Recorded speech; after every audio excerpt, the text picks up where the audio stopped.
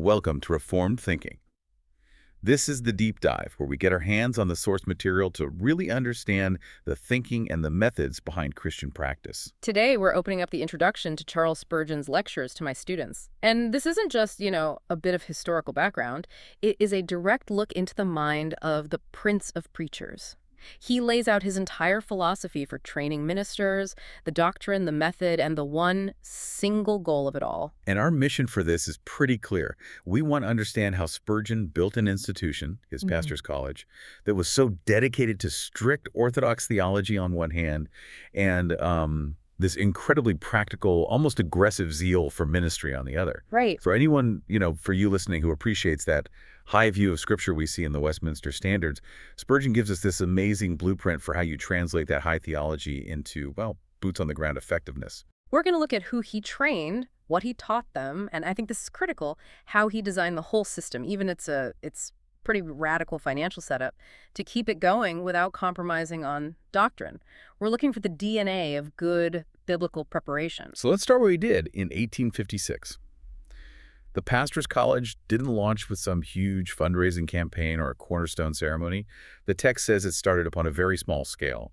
It was a bootstrapped operation. It really was. It came from a pressing need, not some grand institutional ambition, but the growth. The growth was just explosive. By the time he's writing these lectures, the college had already put no less than 350 men through its program. 350. That number alone tells you something about the spiritual hunger of the time and the gap that he was filling. And look at the retention. He notes that after you account for, men who had died or left for other callings, about 300 of them were still active in the Baptist denomination, still preaching the gospel. That's not just a high number of graduates. That's sustained deployment. They were sticking with it. And that gets right to the selection process, which is the absolute key to this whole thing. You see, Spurgeon wasn't trying to run some kind of theological factory. Right. The college was not there to make men into preachers. He was convinced you couldn't do that. This place was for refining men who were already called and already proven. That distinction is just so crucial, isn't it? Yeah. They weren't taking guys fresh from a conversion experience who were just, eager to give ministry a try. Yeah. What was the baseline requirement to even get in the door? It's stated so clearly in the text. They were there to help in the further education of brethren who have been preaching with some measure of success for 2 years at the least. 2 years with success. Yes. And success wasn't measured by, say, academic grades or just personal devotion.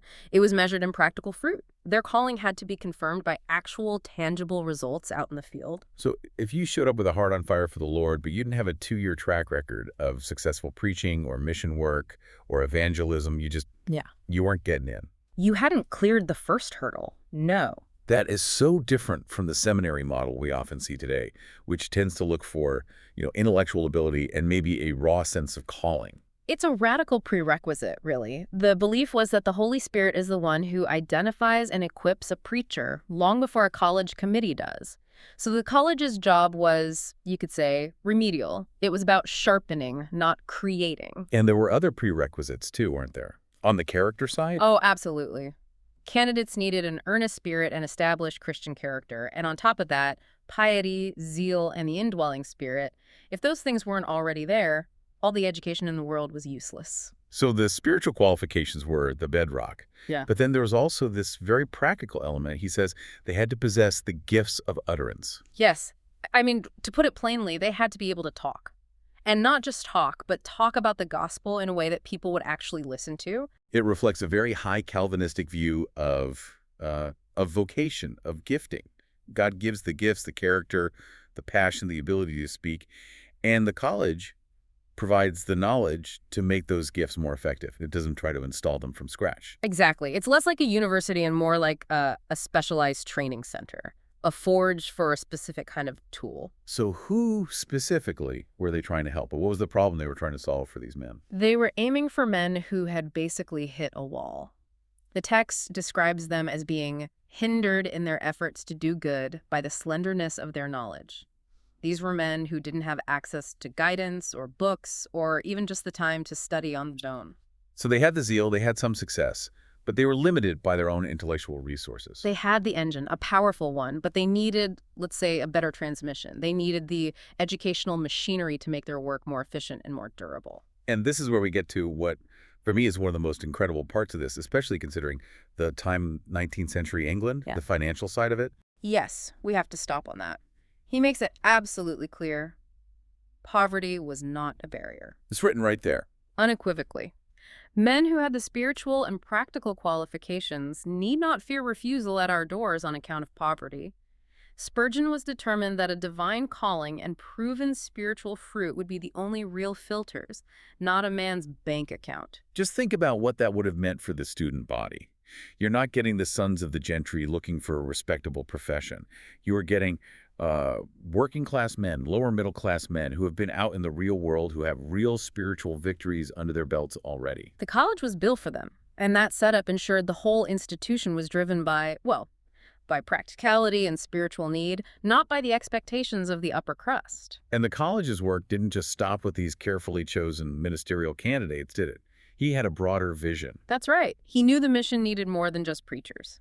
The pastor's college also ran what it called gratuitous evening education. Gratuitous meaning free of charge. Completely free. And this reached a far larger number of men. The goal for this group was a bit different, but it was just as strategic for the overall mission. What kind of roles was he preparing them for? It was very vocational. He wanted to fit them to be city missionaries or colporteurs. Let's talk about colporteurs for a second. That's a word we don't use much anymore. No, we don't. A colporteur was a traveling seller of religious books and tracts. In an age before, radio or the internet, these men were absolutely vital. They weren't just salesmen. They were often the only evangelical voice someone in a remote village might ever hear. So they were like the special forces of evangelism. You could see them as the auxiliary army, yes. They spread Bibles, sermons, pamphlets. They started conversations and built up these little networks of faith in places a full-time pastor might never get to. So Spurgeon's vision was, you could say, holistic. Train the officers, the preachers, with intense rigor, and then train the lay soldiers broadly. And have them all feeding into the same evangelistic machine. It's genuine strategic thinking. He's seeing the whole ecosystem of the church, not just the guy in the pulpit. So that's the who. Now, this whole strategic mission was, not surprisingly, anchored in a very specific, very firm theological standard. Let's move from who they trained to what they taught. Spurgeon was never vague about this. Not even a little bit. The text says the college holds and teaches definite doctrines. They stand firmly by the doctrines of grace and the old Orthodox faith. That statement is the college's entire identity. And for you listening, especially if you hold to the Westminster Confession, that phrase, the doctrines of grace, is an immediate signpost. It places him in a very particular theological strain. It does, and it's interesting because he was a particular Baptist, so you might wonder how that fits with the doctrinal standard that often defined Presbyterians. What's the connection there? How do you square that circle? Well, the answer is that the core beliefs about salvation, what we call soteriology, were the same. Total depravity, unconditional election, limited atonement, irresistible grace, perseverance of the saints. Those were the shared, non-negotiable pillars. The differences were on church governance or baptism, but the heart of the gospel message was identical to our Westminster heritage. So for Spurgeon, the absolute sovereignty of God in salvation was the engine. And that was more central than any denominational distinctives on secondary matters. And that firm stance immediately put the college at odds with the intellectual trends of his day. He says the college had no sympathy with the countless theological novelties of the present day. He didn't just see them as new ideas. He calls them repetitions of errors exploded long ago. He was deeply skeptical of any theology that presented itself as modern. His argument was that most of these new ideas were just old heresies in new clothes. Heresies that the church fathers or the reformers had already dealt with and defeated centuries ago. It's a kind of institutional defense mechanism, isn't it? If you open the door to novelty, you risk letting go of the settled confessions and the clear teaching of the Bible. He was fighting against that rising tide of, rationalism and liberalism that wanted to soften the difficult doctrines. Doctrines like substitutionary atonement or hell or the sinfulness of man, yes. And this rejection of new ideas connects to a really pointed statement he makes. He says, the college makes no profession of latitudinarian charity. That's a bit of 19th century theological jargon we should probably unpack. We should. Latitudinarianism started in the Anglican Church as a movement that advocated for a very broad tolerance on church matters and minor points of A doctrine. big tent sort of idea. Right. But by Spurgeon's time in the wider Protestant world, it had come to mean a willingness to sacrifice doctrinal truth for the sake of a superficial unity or just social acceptance. So what would he have considered a dangerous form of tolerance? What was he pushing back against? He would have seen it in the growing trend to downplay the doctrines of grace. For instance, watering down the necessity of the new birth of regeneration by the Spirit, or minimizing God's holiness and justice to talk only about his love. Latitudinarian charity would say it's okay if the preacher in the next town denies the bodily resurrection as long as he's, a nice person. And Spurgeon saw that not as charity, but as poison. Spiritual poison, yes. So his refusal to practice that kind of broad charity was a defensive move. He wasn't trying to be divisive just for the sake of it. He believed that doctrinal precision was directly tied to a person's eternal destiny. Which he justifies with that amazing statement. In truth alone can true freedom be found. It's the complete opposite of the modern view, isn't it? The world says freedom is in tolerance, in relativism, in having no fixed points. Spurgeon says no, true freedom is found only in theological certainty, in the fixed, liberating truth of the doctrines of grace. It connects that high theology directly to the practical job of a minister. If your goal is to set people free spiritually, you have to be perfectly clear on the truth that sets them free. No compromises. So if the doctrine is the anchor, the doctrines of grace, then the steering wheel, the main mission, is soul winning. He is crystal clear that the main aim is training preachers rather than scholars. That one phrase, preachers versus scholars, that's the whole philosophy of the college right there. Yeah. It must have shaped every single class, every assignment. The intellect is a tool, not the end goal. Never the end goal. The ultimate wisdom for a minister, as he defines it, is to be wise to win souls. That's the only metric that matters. That's how the college and every minister it produces should be judged. And he's pretty blunt about what failure looks like. He says if a student learns 1,000 things and yet fails to preach the gospel acceptably, then the whole course will have missed its true design. Think about that. You could be top of your class in Greek and Hebrew. You could write brilliant essays on church history. But if you can't deliver the gospel in a way that connects with people and leads to salvation, you are, in his view, a failure. It's a huge challenge to an education system that so often rewards input, how much you've learned, over output, how effective you are in the actual work of ministry. Spurgeon demanded they focus on the output. The learning is just a means to an end. And that end is preaching an acceptable gospel that actually changes people's lives. So if pure academic mastery wasn't the goal, what were the specific skills they were trying to build in these men?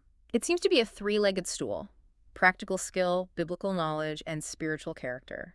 First, to develop the faculty of ready speech. Which isn't just about being eloquent, it's about being clear, quick on your feet, and effective, speaking in a way the common person on the street can understand. Exactly. The second leg was to help them to understand the Word of God. So you have the substance to back up your speech. And the third? The third is arguably the one that holds it all up: to foster the spirit of consecration, courage, and confidence in God. Because a cowardly man, an unconsecrated man, he can't be an effective preacher no matter how well he can speak or how much theology he knows. You see the balance right there. The technical skill, the intellectual substance, and the spiritual fire. And that focus is why academic honors were, well, not just secondary, they were actively discouraged as a primary goal. Things like literary prizes or honors in classical studies were put way on the back burner. He uses a really strong word here. He calls them perilous. Not neutral, not just a distraction, but perilous rather than beneficial if they pull a man's attention away from his life work. Why perilous? I think it's because it introduces the sin of pride right into the heart of the ministry. I mean, think about it. The hunt for academic success is driven by getting recognition from your peers, by intellectual achievement. It's about you. It's about you. But the life work winning souls is supposed to be driven by selfless love and a divine calling. The moment a man starts chasing the title or the award or the applause of other academics instead of the conversion of a lost person, he's traded his calling for ambition. The danger is a kind of intellectual idolatry. The prize becomes the goal, and it replaces the person sitting in the pew. Yes. And it's also just a massive waste of time. If a man spends 20 hours a week trying to perfect some obscure translation just to win a prize, that's 20 hours he didn't spend on sermon prep or visiting the sick or evangelism. It's easy to see the modern equivalent, isn't it? The perilous distraction today might not be a classics prize, but maybe it's building a huge social media following, or Right. getting a book deal, or obsessing over the metrics of a large church. It's the exact same principle. Any secondary goal that drains energy from the life work of preaching the gospel acceptably is a spiritual trap. It's the age-old question, how does the world measure success versus how does God measure success? Spurgeon demands that his men focus only on God's measurement. And he connects this very practical, soul-winning mission back to its benefit for society as a whole. He argues that training ministers this way confers a greater benefit upon mankind. Right? The benefit isn't just spiritual or otherworldly. He points to the visible, tangible results. He says that around them spring up churches, schools, and all the agencies of religion and philanthropy. A good minister is a catalyst for a healthy civil society. That pushes back against any claim that a focus on conversion is somehow narrow-minded or antisocial. His point is that if you change a person's heart, that person then goes out and builds better communities, better charities, better schools. It's the biblical idea of salt and light, isn't it? Spiritual health leads directly to social flourishing. The audacity of this whole vision is, I think, matched only by the radical nature of this financial model. I mean, by any normal business standard, this was not a sustainable plan. It was just a pure act of faith. It was. He says the college was sustained solely by the free will offerings of the Lord's people. There was no big endowment, no formal fundraising department throwing galas, and this is key, no formal roll of subscribers guaranteeing a monthly income. Which means they were living, what, week to week? They were completely reliant on the ongoing voluntary generosity of supporters. That is exactly it. The entire enterprise ran on one single conviction. God will supply all our needs. And the text makes it clear this wasn't just a pious hope. It was their actual documented experience from day one. They trusted and God provided. But a model like that requires an incredible level of trust from the donors, which brings us to Spurgeon's personal example. His role is so central to the financial integrity of the whole thing. His personal sacrifice was the standard. He has never derived a farthing from the work for himself in any shape. He took zero personal financial benefit from the college that he founded, that he ran, and that he lectured at constantly. That's just stunning. He's the president, the lead professor, the chief fundraiser, and he's taking no salary. He's not even expensing his travel. Quite the opposite. The text says he delights to give to the work all that he can, both of money and gratis service. He wasn't a beneficiary. He was a contributor. He gave his time, his influence, and his own money. And this served a huge practical purpose, didn't it? Because he took nothing for himself, he could the more confidently appeals to others for help. Of course, his appeal was completely pure. He wasn't asking people to fund his lifestyle or his overhead. He was asking them to join him in his own sacrifice for the sake of the gospel. It removes any possible hint of financial funny business. Let's try to get a sense of the scale of this, though. This whole operation, all these students, the evening schools, the housing, the food, it needed real money. He gives a specific figure. At least £100 is required every week to carry on the work. And we can't just hear that number today and think, oh, £100. We have to understand what that meant in the 1870s. A skilled worker back then might earn less than £1 a week. A middle-class professional might make £200 or £300 in an entire year. So £100 a week is over $5,000 a year. That's enough to pay the annual salaries of, what, maybe 20 respectable professionals? Or 50 working-class men? It's a huge, continuous amount of money. It couldn't be covered by loose change in the offering plate. It required major, consistent generosity from wealthy supporters and also the steady, sacrificial giving of thousands of ordinary people. It required a whole network of believers who were convinced that this work was God's business. And Spurgeon makes that connection unavoidable. He basically says that if you support the college, you are proving that your prayers for more laborers in the Lord's harvest are honest. It's such a powerful challenge. If you pray, Lord, send out workers, then your wallet has to follow your prayer. Supporting the place that trains the workers is the logical next step. The whole financial system ensures that every part of the college, from who gets in to how the lights stay on, is reliant on grace, not on human planning. So you have this intense doctrine, this high-stakes financial model. You'd almost expect Spurgeon's teaching style to be just as rigid and, well, dry. But The text says the complete opposite. It does. His lectures were known for being approachable. His style was colloquial, familiar, full of anecdote, and often humorous. And this wasn't an accident, it was a very deliberate teaching strategy. Why that style? What was the thinking behind it? It had everything to do with the students' schedule. He says they were weary with sterner studies during the week. They'd been grinding away at classics, mathematics, systematic divinity, all the heavy intellectual work. So by the time they got to him, usually on a Friday, they were mentally exhausted. Exactly. He knew his audience. He knew he couldn't just give them another dense, difficult lecture and expect them to absorb it. His Friday session was designed to be different, to be restorative, motivating, and immediately practical. So the lively, funny, story-filled approach was meant to attract and secure their attention and fire their hearts. It's like the dessert after a heavy meal, but a dessert that's meant to send you out ready for action. That's a good way to put it. And that function is captured perfectly in the analogy from his tutor, Mr. Rogers, who called it the sharpening of the pin. I love that analogy. It explains the whole training process so well. The work during the week, the languages, the theology, that's all the necessary preparation. It's the fashioning of the head, the straightening, the laying on of the metal, and the polishing. That work creates a solid, well-made pin.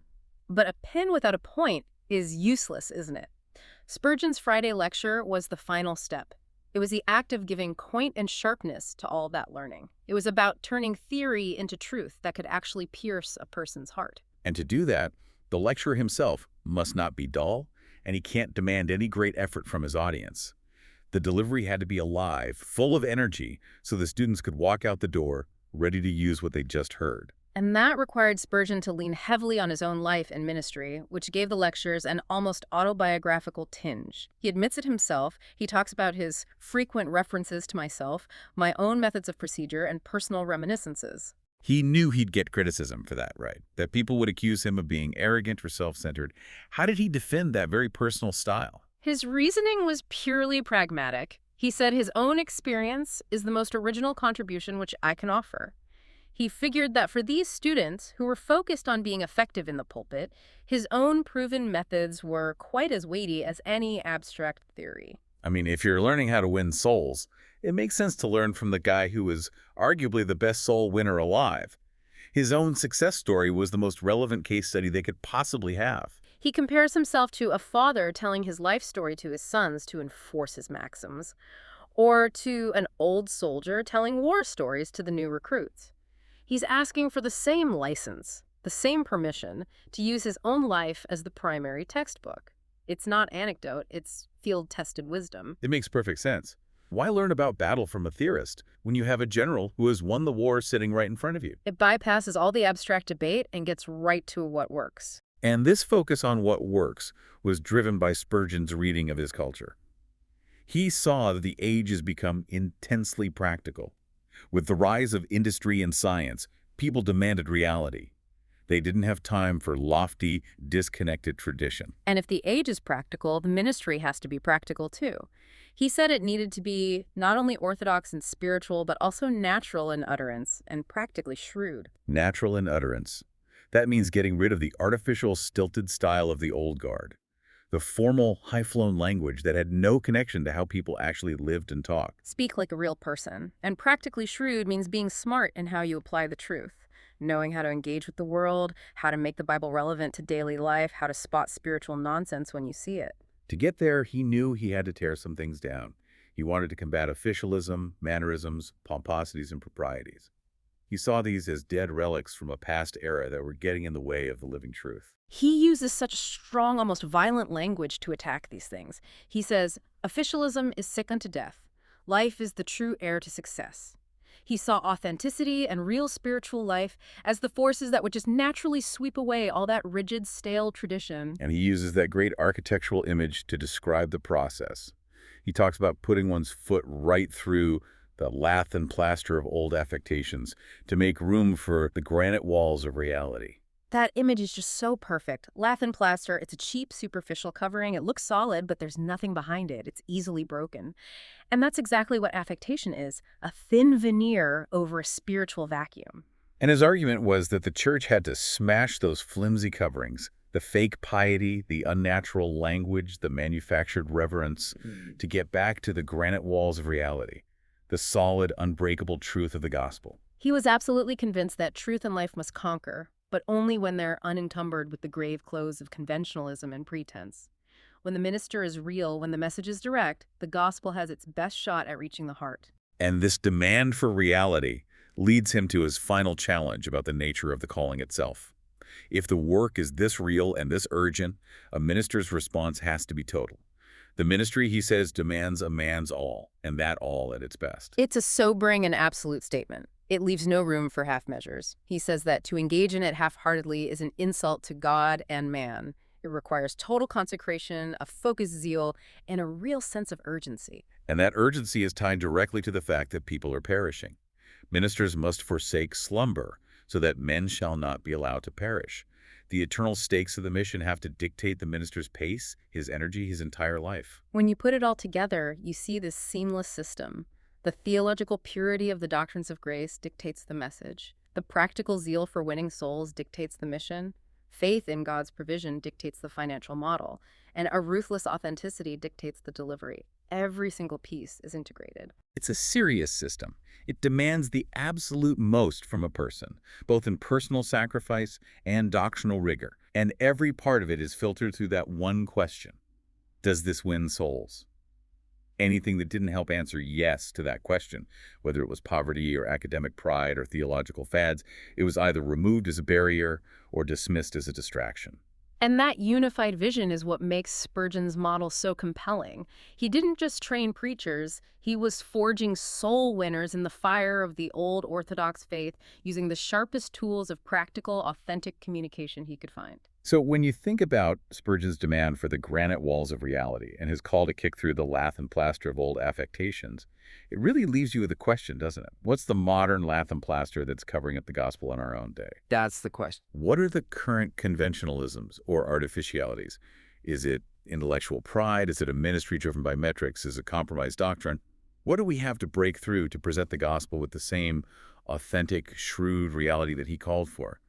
That's a question, I think, for all of us to take into our own churches and ministries. A worthwhile question indeed. If Spurgeon were walking among us today, I have a feeling he'd be putting his foot through quite a few walls.